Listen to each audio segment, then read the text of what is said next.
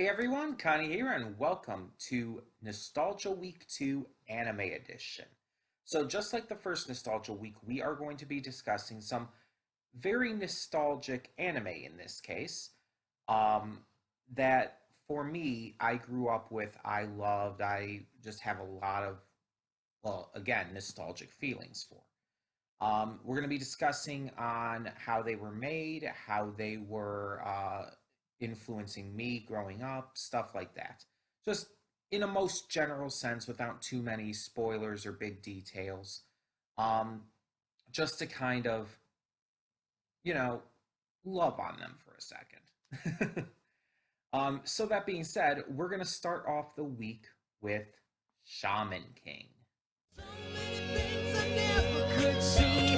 So many choices falling on me. Could it be my destiny to be Shaman King? Shaman King. To be Shaman King. Shaman King. If your spirit is strong.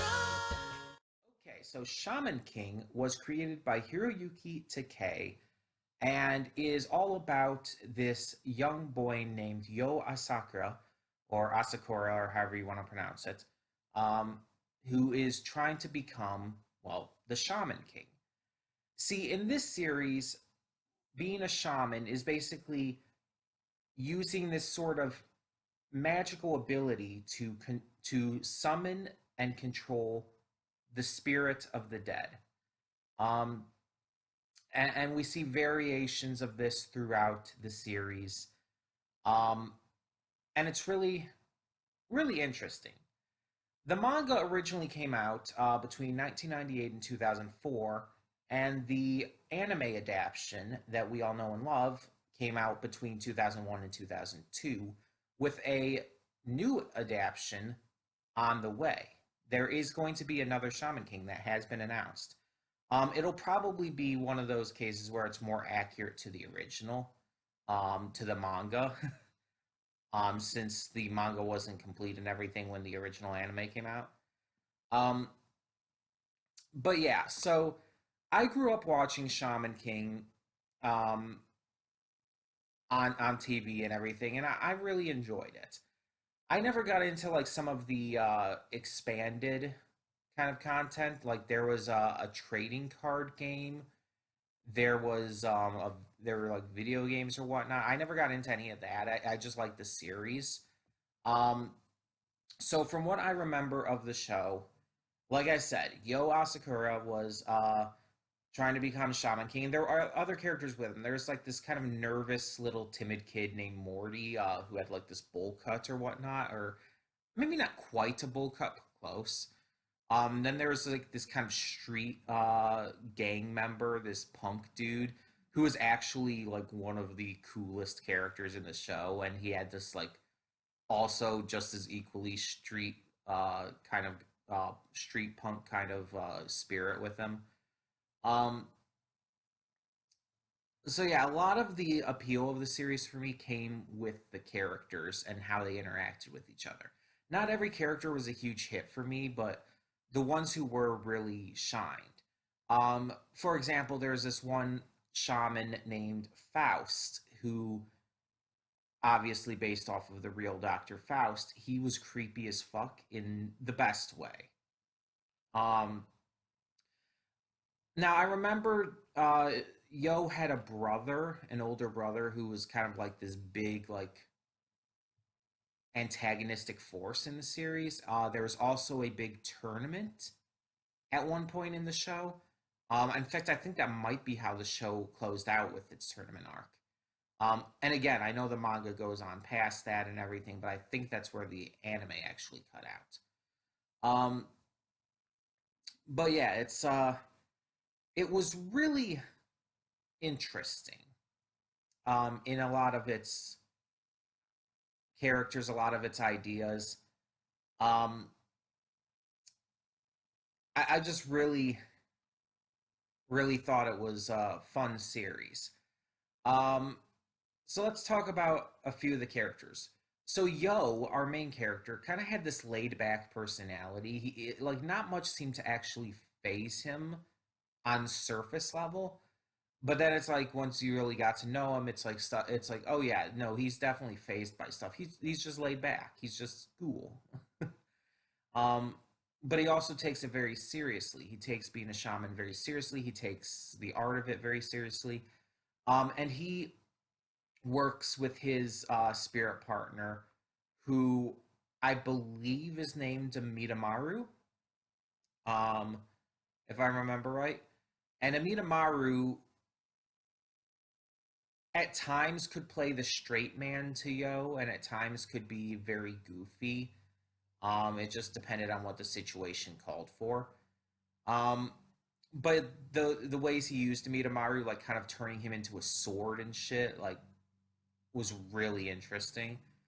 Um, Yo also had a fiance, despite their young age. I don't remember the exact way it happened, like and everything, but her name is Anna Kiyoyama, and she was always one of my favorite characters. I just liked her like cold, not really emotionless, but just really cold personality. She had like this kind of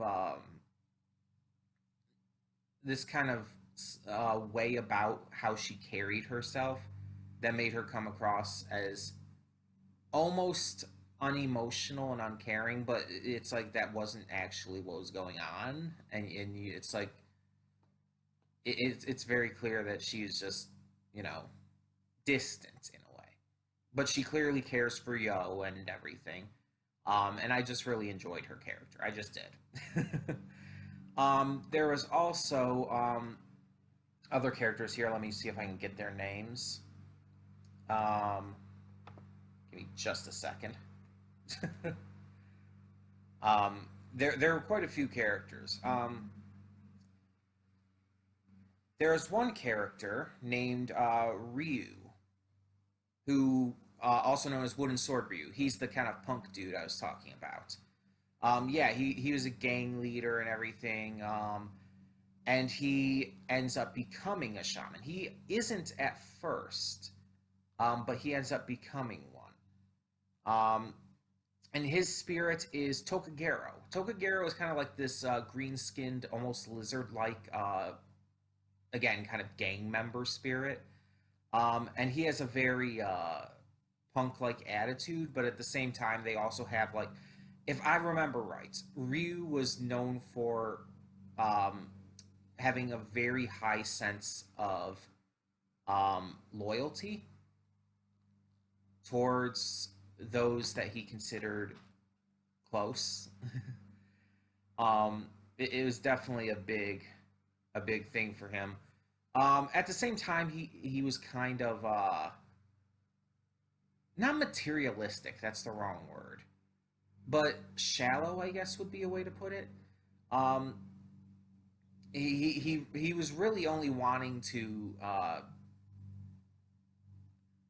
go with this all and everything to become Shaman King and everything for his own selfish desires. But as the series like went on and everything, you realize he's a good guy. And apparently, also according to this, he was voiced by Sean Schemmel in the dub, which is what I watched it in, mind you. Sean Schemmel, if you don't know, was also Goku in the Dragon Ball Z dub. Other kind of characters that we saw, there was Tao Ren, who is a Chinese shaman who starts off as a antagonist to Yo, but ends up like joining the team. You could say he's kind of like this short little guy with like this dark purple hair that has a spike on it for some reason. Um, he's definitely the more serious and angry type of character, who doesn't really put up with a lot of the shenanigans of the rest of the crew. Um, he's definitely one of the more skilled and powerful ones as well. Um, there is Horo Horo, who was also given the name Trey Racer in the English dub. Um, and Horo Horo was interesting. He was a good guy, good natured and everything. Nice dude. I never really liked him as much as the other characters. I thought he felt fake most of the time, and it just kind of turned me off of him, just personally. Um, yeah, Faust though, Johann Faust the eighth. He was definitely my favorite of the main group. He was just creepy and everything, but I liked his backstory. Like he had this woman he loved named Eliza who died, and he became like this kind of like necromancer basically in order to bring her back and everything. He's kind of insane, and he uses her for his being a shaman. Like that's his shaman spirit basically, but it's not like her full spirit or something like that. Um, I don't remember all the details, but it's like it was creepy but really cool at the same time, and I really liked his character because he just seemed really cool to me. Um, there are some other characters I don't fully remember. Like there's this character named Lyserg who I know the name, but I can't place who he is. I just can't place who he is for the life of me. And then there's this character named Joko or Jocko or however it's pronounced. Um, People have looked back on Jocko and had some kind of mixed feelings because some people say that his design is very much um, a bit of a stereotype towards black people and a bit of a kind of poor depiction, just physically speaking. Um, and then there's some people who are just okay with it, and I've always kind of been on the fence. Like I can see both sides. I can see how it could be offensive and everything. I'm obviously not black, so I can't personally say on a lot of it, but yeah, I can see why people would say that. And I wonder what they're gonna do with his character for the reboot. Maybe they'll just update his design. That would probably be the best way to do it. But there's multiple other characters here and there. And I don't know what she's yapping about right now. But there's some really interesting ones, some really interesting ideas, I guess you could say. Um, but yeah, I just really enjoyed the series. I thought it was a lot of fun. And I can't wait to see what they do with this reboot. I can't wait to see how they bring it to the modern world and how different it is. Especially, again, for me as someone who watched the English dub, which was very well censored and cut down and everything from the original. I'm really interested to see how they handle a lot of this. Um, so tell me in the comments below, do you remember Shaman King? And if so, what are some of your nostalgic memories for it? What are some of the things that you remember most about it? For me, the soundtrack definitely hits hard for me. That English dub opening, perfection. I love it. I don't even care. I love it. Um, but yeah, yeah. Tell me your thoughts down below, and thank you so much for tuning in to this first episode of Nostalgia Week. As for what will be next time, um, I think we just better get our game on. See y'all then.